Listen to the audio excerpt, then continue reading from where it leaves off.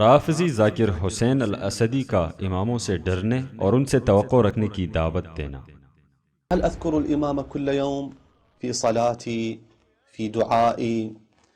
هل عندما يعرض لي حرام أتذكر الإمام وأنه مطلع علي، وأن الإمام صلوات الله عليه سوف تعرض أعمالي عليه فيفرح إذا رأى مني حسنة، يحزن إذا رأى مني سيئة، فأمتنع عند الأفعال المحرمة احتراما للإمام صلوات الله عليه، وأقدم على الأفعال الواجبة والمستحبة لأنها تفرح قلب الإمام صلوات الله عليه؟ ما مدى ذكر الإمام وما مدى حياة الإمام في قلبي وفي وجودي؟ كل إنسان لا بد أن يلتفت إلى کسی بھی کام کو کرتے وقت اللہ تعالیٰ کے سوا کسی اور کی طرف مت دیکھنا، اور گناہ میں اللہ کے سوا کسی اور سے نہ ڈرنا، اور اپنے کاموں میں اللہ کے سوا اور کسی سے امید مت رکھنا۔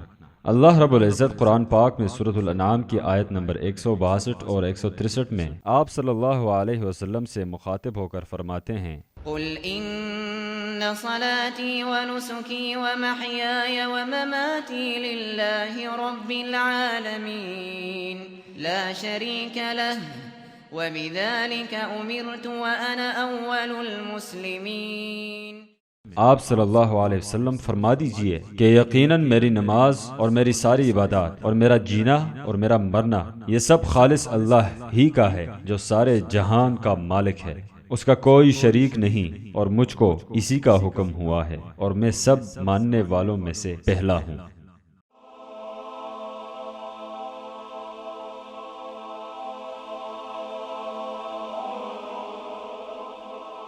ایمان کی کرن، ہدایت کی شمع، وصال اردو۔